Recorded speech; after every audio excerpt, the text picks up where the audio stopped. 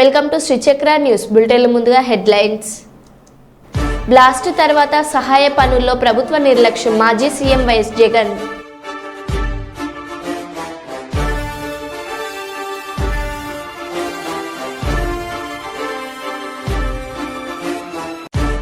Karnataka tetra ప్యాకెట్లను స్వాధీనపరుచుకున్న Adoni rural పోలీసులు.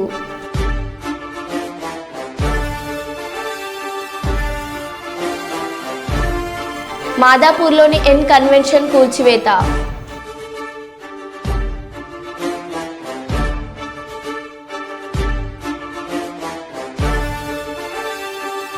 రేవంత్ స్వంత గ్రామం కొండారెడ్డిపల్లిలో 2 మహిళా జర్నలిస్టులపై గుండాల దాడి.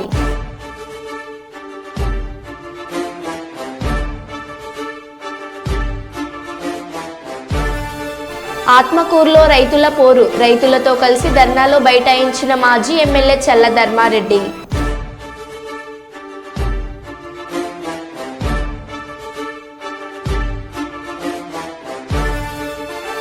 ఇక వివరాల్లోకి వెళ్తే, కర్నూలు ఉమ్మడి జిల్లాలో సుశీల నేత్రాలయ హాస్పిటల్ ఆధ్వర్యంలో కంటి చూపు సరిగా లేని నిరుపేద ప్రజలకు నిర్వహిస్తున్న మెడికల్ క్యాంపులు సంతృప్తినిస్తున్నాయని సుశీల నేత్రాలయ హాస్పిటల్ అధినేత సుధాకర్ రావు తెలిపారు.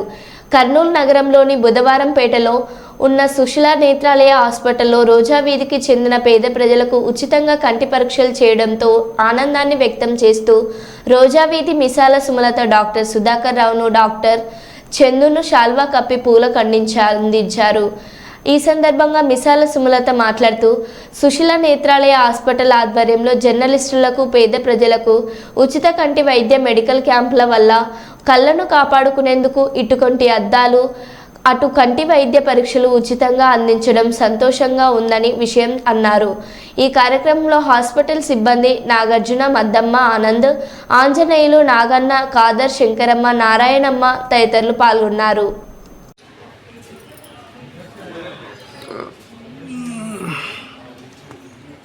ఒక నిమిషం సార్, వీడియో తీస్తున్నాను. Okay sir, 1 minute time. Okay okay sir. అందరికీ నమస్కారం. మనము రోజా వీధిలో చేసినటువంటి నేత్ర వైద్య శిబిరానికి సుమలత గారి ఆధ్వర్యంలో చాలా మంచిగా జరిగింది. ఈ కార్యక్రమంలో చాలామంది 20 మంది దాకా ఆపరేషన్కి వచ్చినారు. వాళ్ళు ఫస్ట్ బ్యాచ్గా ఈరోజు ఒక 10 మందికి ఆపరేషన్ చేయడం జరిగింది. వాళ్ళు ఆపరేషన్ అంతా విజయవంతంగా చేసి వాళ్ళు ఈరోజు డిశ్చార్జ్ అయ్యింది. సో ఈ కార్యక్రమానికి చేసినటువంటి సుమలత గారికి మరియు ఆ రోజు కార్యక్రమానికి చేసినటువంటి లేబర్ డిపార్ట్మెంట్ వాళ్ళకి అందరికీ నా నమస్కారం. 48వ వార్డు రోజా వీధిలో సుశీల నేత్రాలయ ఆసుపత్రి తరఫున మా వీధిలో కంటి వైద్య శిబిరం నిర్వహించడం జరిగింది. అదేవిధంగా మా వీధిలో పేద ప్రజలందరూ చూపించుకున్నారు. 30 మందికి కంటి ఆపరేషన్లు, 30 మందికి అద్దాలు ఇవ్వడం జరిగింది. ఆ ఉచిత వైద్య శిబిరంలో భాగంగానే ఈరోజు మా వీధి ప్రజలకు ఆపరేషన్ సక్సెస్ఫుల్ అవ్వడం ద్వారా మేము సంతోషం వ్యక్తం చేసి డాక్టర్ సుధాకర్ రావు సార్ గారిని శాల్వా కప్పి పూల బొకే ఇచ్చి సత్కరించడం జరిగింది. అలాగే సుధాకర్ రావు సార్ గారు ఇంకా ఎన్నో సేవలు మా వీధి ప్రజలకు అందించాలని మేము కోరుకుంటున్నాము. అలాగే ఆ దేవుడు ఆ సార్ని చల్లగా దీవించి ఆశీర్వదించాలని కోరుకుంటున్నాము. పెద్దపల్లి జిల్లా గోదావరిఖని పట్టణంలో ప్రధాన చౌరస్తాలో ఇంటర్ డినామినేషన్ ఫాస్టర్ ఫెలోషిప్ ఆధ్వర్యంలో శాంతి ర్యాలీ నిర్వహించారు. రామగుండం పారిశ్రామిక ప్రాంతంలోని వివిధ ప్రార్థనా మందిరాలకు సంబంధించిన క్రిస్టియన్స్ సోదరుల పెద్ద ఎత్తున పట్టణంలో కొవ్వొత్తులతో ర్యాలీ నిర్వహించారు. ఇటీవల కాలంలో బంగ్లాదేశ్లో హిందువులపై దాడులు, కలకత్తాలో జూనియర్ డాక్టర్పై అత్యాచారం, హత్య, అలాగే క్రిస్టియన్స్ పాస్టర్పై జరుగుతున్న దాడులు నిరసిస్తూ నినాదాలు చేశారు.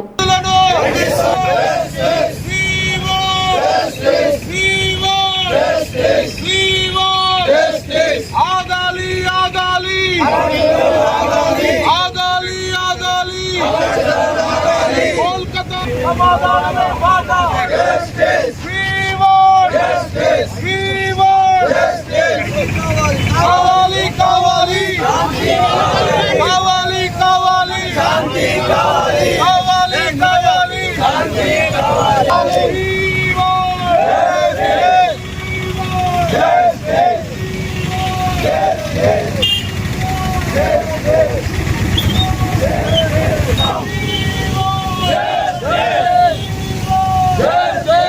సర్వోన్నతుడమైన దేవా, మీకు స్తోత్రాలు. ఈ చక్కటి సాయంకాల సమయములో మా దేశములో జరుగుతున్నటువంటి ప్రభు అగత్యాలన్నీ మీరు కోరినట్లుగా నా శాంతిని నేను ప్రకటిస్తున్నానని మీరు సెలవిచ్చారు.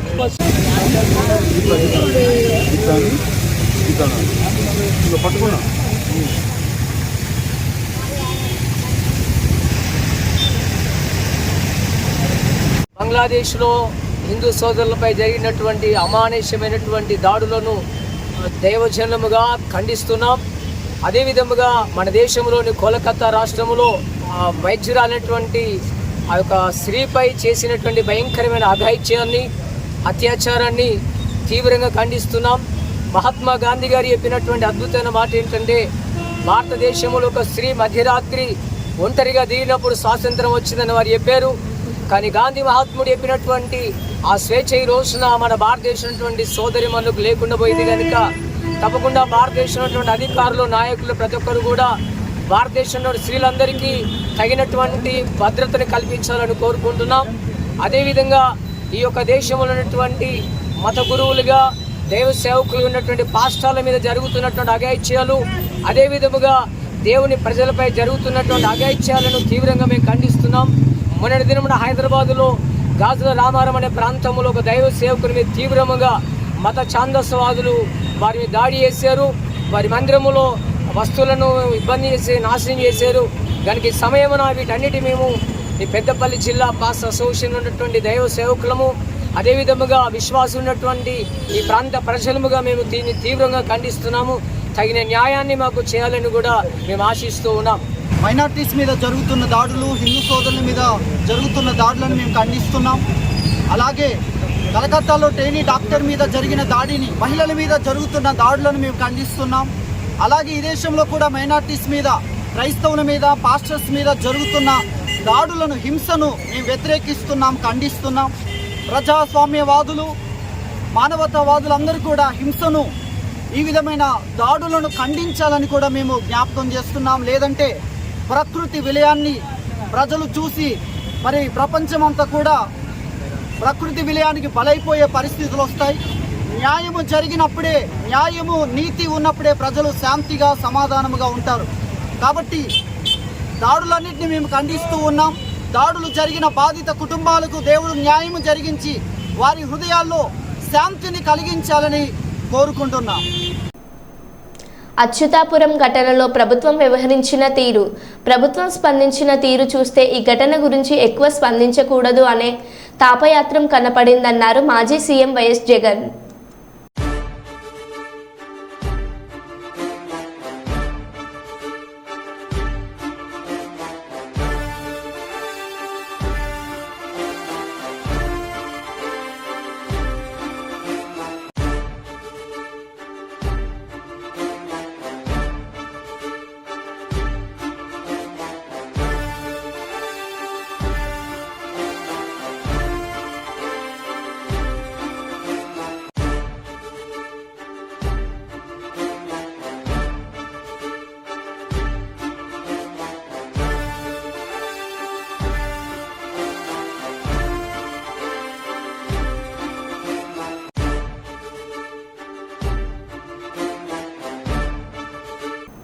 సంగారెడ్డి స్థానిక తహసీల్దార్ కార్యాలయంలో నిర్వహించిన రైతు రుణమాఫీ నిరసన కార్యక్రమంలో పాల్గొన్న జిల్లా బీఆర్ఎస్ అధ్యక్షులు చింత ప్రభాకర్ మాట్లాడుతూ, ముఖ్యమంత్రి రేవంత్ రెడ్డి తెలంగాణ రైతులను మోసం చేశాడు. రైతులను నట్టేట ముంచే ఆలోచనలతో 2 లక్షల రుణమాఫీని తూతూ మంత్రంగా చేసి చేతులతో దులుపుకున్నారు. కాంగ్రెస్ ప్రభుత్వం ఇచ్చిన 6 గ్యారంటీలను అమలు చేయాలని ప్రజలు ఎదురుచూస్తూ ఉన్నారు. ఇచ్చిన హామీలన్నిటినీ అమలు చేసేదాకా ప్రజలందరి తరపున రైతుల పక్షాన ఉండి బీఆర్ఎస్ పార్టీ మద్దతుగా ఉండే కాంగ్రెస్ ప్రభుత్వంపై ఒత్తిడి తెస్తామన్నారు.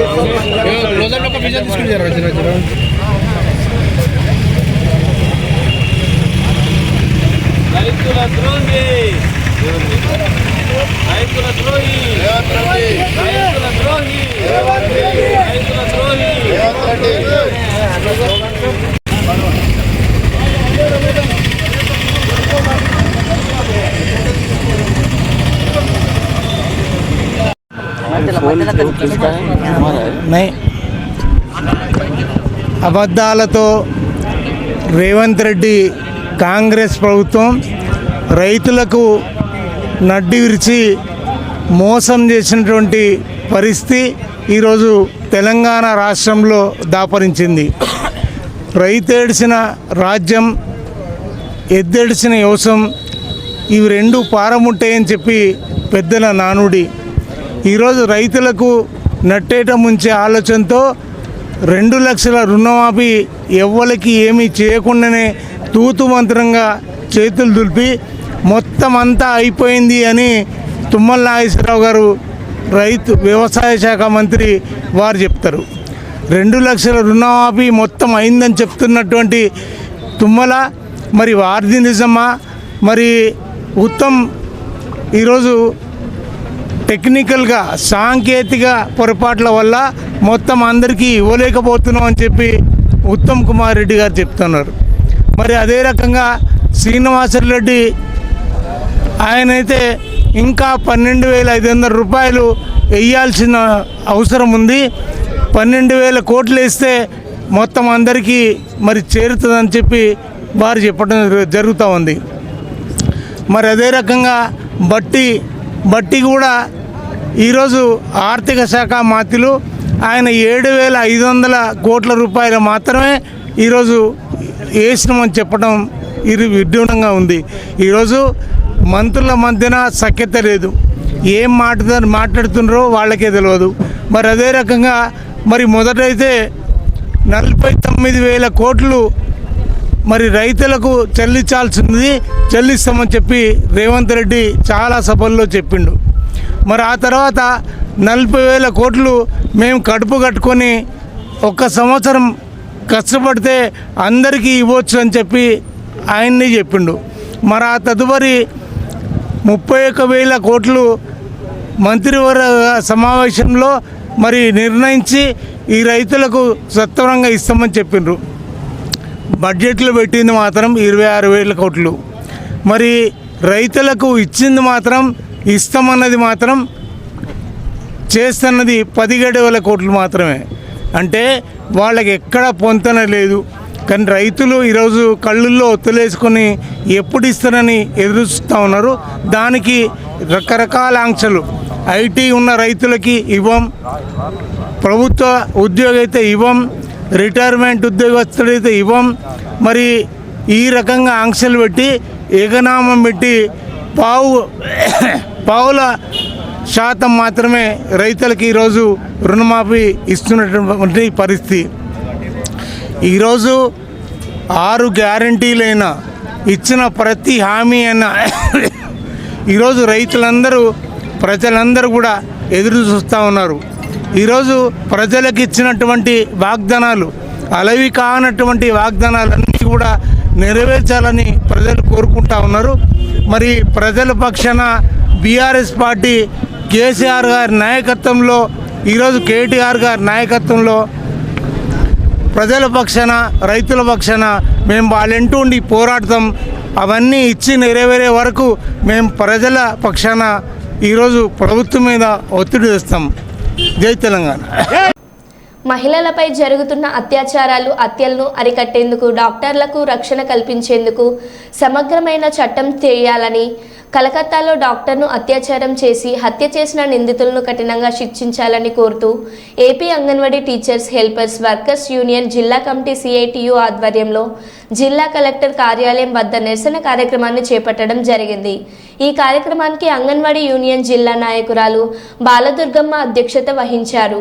అంగన్వాడీ టీచర్స్ హెల్పర్స్ కలెక్టర్ కార్యాలయం నుండి ర్యాలీగా బయలుదేరి ప్రభుత్వ జనరల్ హాస్పిటల్లో, కలకత్తా రాష్ట్రంలో ఆర్జీఆర్ వైద్య కళాశాల ఆసుపత్రిలో పీజీ సెకండ్ ఇయర్ చదువుతున్న డాక్టర్పై జరిగిన హత్యను నిరసిస్తూ డాక్టర్ నిరసన తెలియజేస్తున్న దీక్ష శిబిరాన్ని చేరుకొని వారికి మద్దతు తెలియజేయడం జరిగింది. మహిళలకు రక్షణ కల్పించేంత వరకు మహిళలకు రక్షణ కల్పించేంత వరకు పోరాటం సమగ్రమైన చట్టం చేసేంత వరకు సమగ్రమైన చట్టం చేసేంత వరకు వర్ధిల్లాలి అంగన్వాడీ టీచర్స్ హెల్పర్స్ ఐక్యత, వర్ధిల్లాలి అంగన్వాడీ టీచర్స్ హెల్పర్స్ ఐక్యత, పోరాటం మహిళల రక్షణకై, పోరాటం మహిళల రక్షణకై, పోరాటం అత్యాచారాలకు వ్యతిరేక. మన గవర్నమెంట్ నుంచి కూడా మేము పోయి వాళ్ళకి రిప్రజెంటేషన్ ఇస్తున్నాం, కానీ వాళ్ళు వచ్చి అరే ఏమైంది, ఏం చేస్తే బాగుంటుంది అని వాళ్ళ నుంచి అదే ఏమీ రెస్పాన్స్ లేదు. ఇన్నాళ్ళు ఆపేసాం కదా డ్యూటీ, ఎవరు కానీ మా దగ్గరికి వచ్చి ఎందుకు ఆపేశారు మీరు అని చెప్పి ఎవరు మమ్మల్ని అడిగింది లేదు. మేమే వాళ్ళ అపాయింట్మెంట్స్ కోసం అయ్యా మాకు కొంచెం మీరు టైం ఇవ్వండి, మేము మా విన్నపాలు విన్నవించుకుంటాము అని మేము అడగడమే తప్పించి వాళ్ళంటూ వచ్చి చెప్పడం ఏం లేదు. సరే మొత్తానికి ఎట్లా మేము కలిసినా చెప్పినారు, కానీ చెప్పిన తర్వాత మాటల్లోనే ఉంది. ఒక పేపర్లో కానీ పబ్లిక్లో మీడియా కాన్ఫరెన్స్ ఏర్పాటు చేసి దానిలో అయినా కానీ చెప్తే ఓకే.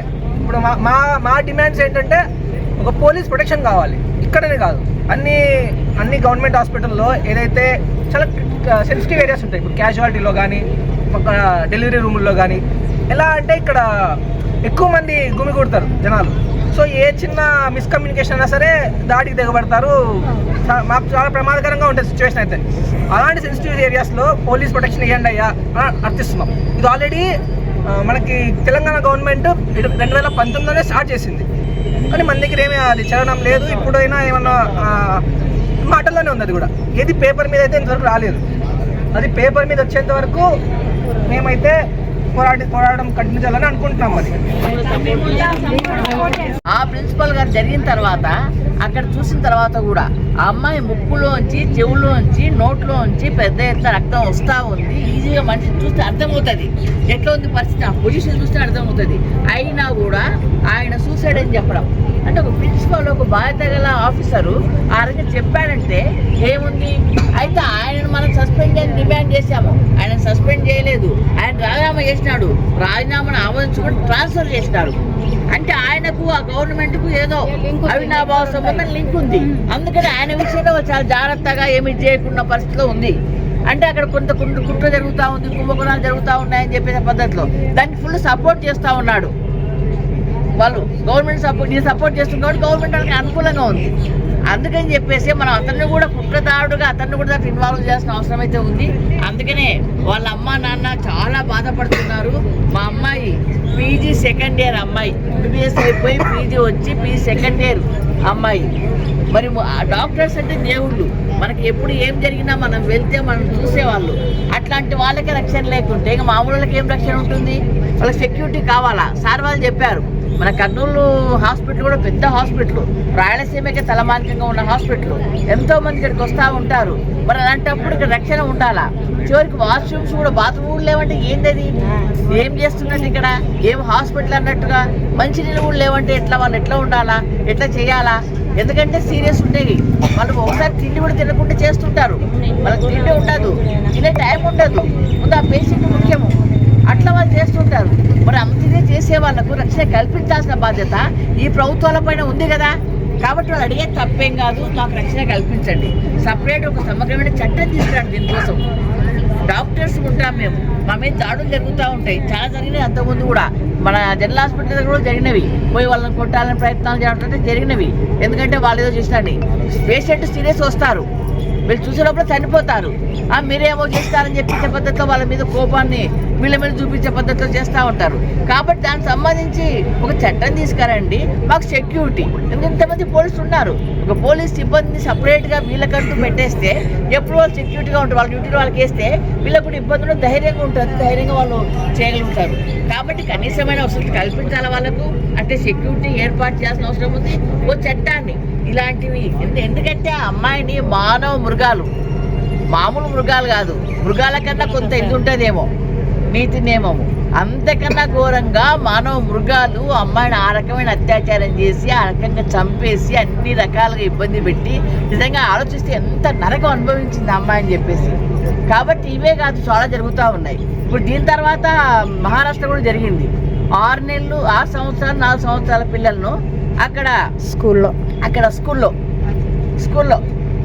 ఆ స్కూల్కి వాళ్ళు పోతే ఆ పిల్లలు బాత్రూమ్కి పోతే ఆడ క్లీన్ చేసేవాడు ఉంటాడు కదా, కసు కొట్టే స్వీపర్, వాడు ఆ ఇద్దరిని రేపు చేసినది. ఏంటి అసలు ఇక్కడ ఏం జరుగుతూ ఉంది?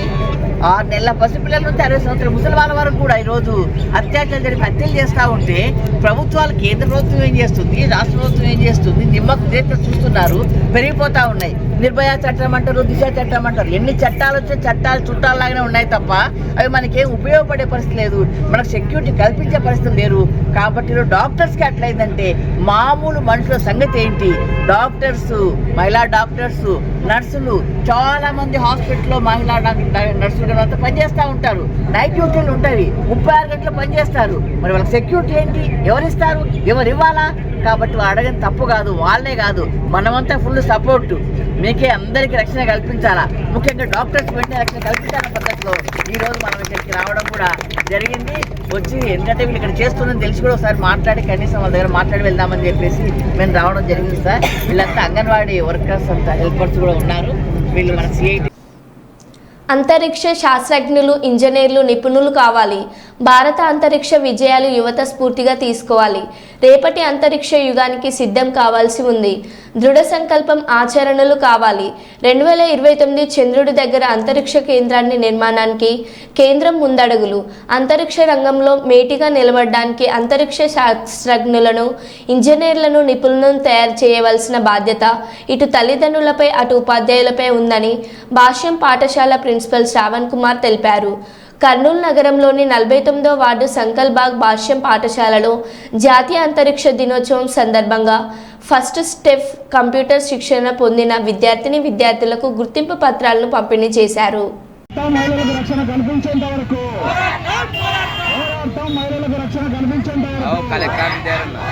పోరాటం, సమగ్రమైన చట్టం చేసేంత వరకు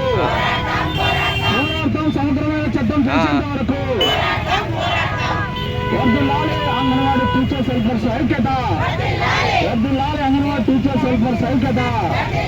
పోరాటం మహిళల రక్షణకై, పోరాటం మహిళల రక్షణకై, పోరాటం అత్యాచారాలకు వ్యతిరేక.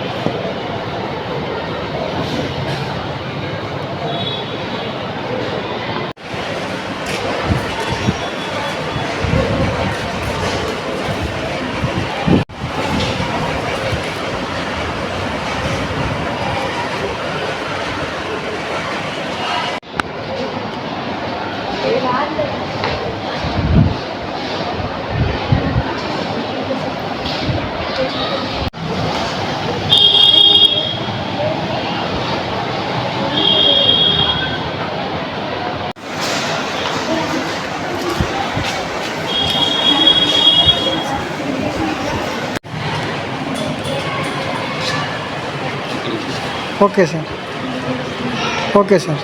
స్థానిక ఎన్ఆర్పేట భాష్యం స్కూల్లో ఈరోజు మనము పిల్లలకి కంప్యూటర్ కోర్సు నేర్పించి వాళ్ళకి సర్టిఫికెట్స్ కూడా ఈరోజు అందజేయడం జరిగింది. దీనికి మూల కారణం ఏంటంటే ఈరోజు మనకి స్పేస్ సెంటర్కి సంబంధించిన డే, నేషనల్ స్పేస్ డే కాబట్టి పిల్లలందరికీ కూడా సైన్స్ పరంగా కంప్యూటర్ కోర్స్ ఇచ్చేసి వాళ్ళకి కంప్యూటర్ సర్టిఫికేట్లు ఇవ్వడం జరిగింది. భాష్యం స్కూల్లో పిల్లలకి విద్యతో పాటు కంప్యూటర్ సంబంధించిన జ్ఞానం కూడా ఇవ్వడం జరుగుతుంది. దానివల్ల ఏంటంటే రానున్న కాలంలో ప్రతిదీ కూడా మనకి ఆర్టిఫిషియల్ ఇంటెలిజెన్స్ ప్రతిదీ కూడా సమకూరుతుంది కాబట్టి పిల్లలకి చదువుతో పాటు కంప్యూటర్స్లో కూడా మనం ట్రైనింగ్ ఇవ్వడం జరుగుతుంది. సో దానికి సంబంధించి ఈరోజు మన పిల్లలకి కూడా సర్టిఫికెట్లు ఇవ్వడం జరిగింది. దీని అన్నిటి కూడా మాకు ఎంతో ముందుండి ప్రోత్సహిస్తున్న మా చైర్మన్ రామకృష్ణ గారు, అలానే మా జోనల్ ఇన్ఛార్జ్ అనిల్ సారు మాకు ఎంతో ముందుండి నడిపిస్తూ ప్రతిదీ కూడా అంటే నెక్స్ట్ 10 ఇయర్స్కి పిల్లలకి ఏది ముందుంటుంది దాన్ని ఇప్పటి నుంచి అందిస్తూ మేము ప్రతి పిల్లోని కూడా ముందుకు తీసుకెళ్ళడం జరిగింది. Principal Shravan Kumar, Bhashyam school, NRPeta. హైదరాబాద్కు చెందిన చల్ల శ్రీనివాస శాస్త్రి అయోధ్య రాముడికి వెండి ధనస్సు తయారు చేయించి దేశంలోని అన్ని ఆలయాల్లో ప్రత్యేక పూజలు చేయిస్తున్నారు. దీనిలో భాగంగా గురువారం జగ్గంపేట విష్ణాలయంలో వెండి ధనస్సుకు పూజలు చేసి భక్తులకు దర్శనం కల్పించారు. ఇప్పుడు వెండి ధనస్సు తయారు చేయించి దేశవ్యాప్తంగా అన్ని ఆలయాల్లో పూజలు చేయించి వచ్చే సంవత్సరానికి అయోధ్య రామానికి సమర్పించే ఉద్దేశంతో ఉన్నట్లు వెల్లడించారు. అయోధ్యకు తెలుగువారు ఎవరొచ్చినా నిత్య స్నాన ప్రసాదం ఏర్పాటు చేస్తామని తెలియజేశారు. అనంతరం శ్రీనివాస శాస్త్రిని ఆర్యవైశ్య సేవా సంఘం అధ్యక్షుడు కొత్త కొండబాబు ఆధ్వర్యంలో ఘనంగా సత్కరించారు.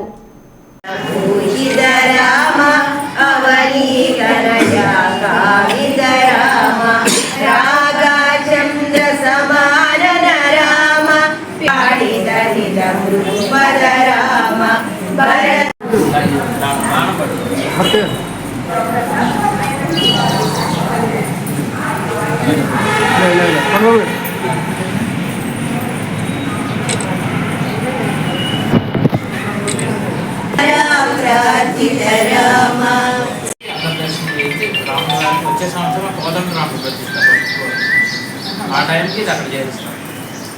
నాకు అయోధ్య భాగ్యనగర్ సీతారామ సేవ ఫౌండేషన్ అని ఒకటి పెట్టి దాంతో నిత్యం అన్నదానం చేస్తున్నాను. అంటే అన్నదానం అన్నది అన్నప్రసాదం ఇస్తున్నాను. ఎందుకంటే మన భోజనం దొరకదు.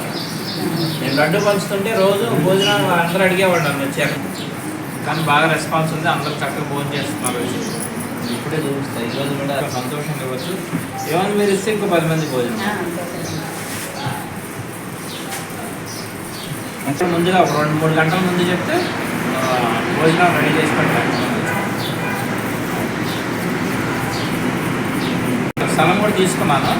అక్కడ పెద్ద గుడి కడుతున్నాను. అంటే ఆ గుడి ఉంది కదా, ఇంకో గుడి ఏంటి అంటారేమో. నేను కట్టేది ఏంటంటే రాముల వారి వంశవృక్షం అంతా పెడుతున్నాను. సీతమ్మ వారి వంశం, రాముల సూర్యవంశం, చంద్రవంశం మొత్తం 110 విగ్రహాలు చేయిస్తున్నాం. మహాబలిపురంలో రెడీ అవుతాం. మొత్తం హిస్టరీ అంతా పెడదామని, బ్రహ్మ దగ్గర నుంచి లవకుశుల వరకు మొత్తం రాముల వారి వంశం, ఇక్షాకుడు, భగీరథుడు అందరు విగ్రహాలు పెట్టి చేయిస్తున్నాను. చేయించి ఒక మంచి ముందు తరాల వాళ్ళకి అందరికీ రాముల వారి వంశవృక్షం తెలియాలని చెప్పి చేస్తున్నాను. మనం వెళ్ళి ఆ విగ్రహం ముందు నుంచి ఉంటే అదే చెప్తుంది మనకి డిజిటల్ ఇమేజ్. ఇప్పుడు భగీరథుడు ముందు నుంచి ఉంటే ఆ భగీరథుడు ఏంటి, ఆయన ప్రత్యేకత ఏంటి అనేది అన్ని భాషల్లో 18. జై శ్రీరామ్. నా పేరు చల్లా శ్రీనివాస శాస్త్రి. నేను హైదరాబాద్లో ఉండేవాడిని ఇంతకుముందు. ఇప్పుడు 6 సంవత్సరాలు అయోధ్యలోనే ఉంటున్నాను.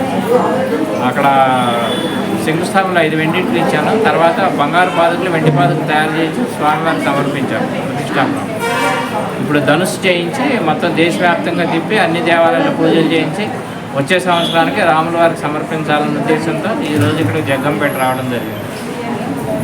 అయోధ్య మన తెలుగువాడు ఎవరు వచ్చినా కానీ అన్నప్రసాదం, నిత్యం అన్నప్రసాదం ఇస్తున్నాం అయోధ్యలో. అది ఎవరు వచ్చినా కానీ ముందుగా ఫోన్ చేస్తే 3 గంటల ముందు రెడీ చేసి తయారు చేసి ఇవ్వడానికి అవకాశం ఉంది. అందుకని వినియోగించుకోగలమని నా మాట. జై శ్రీరామ్. జై జై శ్రీరామ్. మరో బులెటిన్లో మళ్ళీ కలుద్దాం. Stay tune.